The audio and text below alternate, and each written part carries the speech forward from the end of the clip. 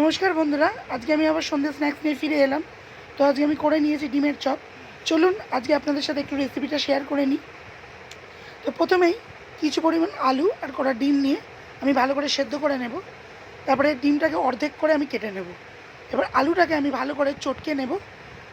এইবারে একটা পাত্রের মধ্যে আমি খানিকটা তেল দিয়ে কুচো করে রাখা পেঁয়াজ, আদা রসুন বাটা, হলুদ গুঁড়ো, লঙ্কার গুঁড়ো, গরম মশলা গুঁড়ো আর একটু নুন, একটু চিনি দিয়ে ভালো করে ফ্রাই করে নিয়ে এবার সেদ্ধ করা আলুটা যে চটকানো ছিল ওটা আমি দিয়ে দেবো। দেওয়ার পর ভালো করে আমি লাল করে ভেজে নেবো। তারপর খানিকটা মিষ্টি মানে চিনি আর খানিকটা ধনেপাতা দিয়ে নাড়াচাড়া করে আমি নামিয়ে রাখবো আর ঠান্ডা হতে দেবো।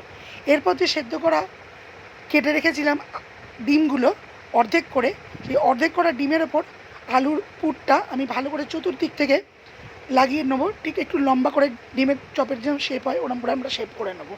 এবার একটা পাত্রে আমরা ময়দা দিয়ে একটু জল দিয়ে একটা গোলা তৈরি করে রাখবো। এবার তার মধ্যে এই চপটাকে আমরা প্রথমে ডোবাবো, ডুবিয়ে ব্রেড ক্র্যাম্পের ওপর কোটিং করব। তারপরে আরেকবার করে ওই ময়দা গোলা জলের মধ্যে চুবিয়ে ব্রেড ক্র্যাম্পের মধ্যে কোটিং করে নেবো। বেশ দেখে নেবেন যাতে কোটিংটা খুব সুন্দরভাবে করা হয়। তারপরে আমরা একটা পাত্রের মধ্যে গরম তেল আমরা মানে গরম হতে দেবো তেল, সেই ডুবন্ত তেলটা হওয়া চাই। সেই তেলের মধ্যে আমরা চপগুলোকে ভালো করে ফ্রাই করে নেব। এইটাই হচ্ছে আমার ডিমের চপের রেসিপি। তো অনেকের অনুরোধে আজকে আপনাদের সাথে এটা শেয়ার করলাম। আমি মানে রান্না করার সময় দেখাতে পারলাম না একটু কিছু অসুবিধার জন্য।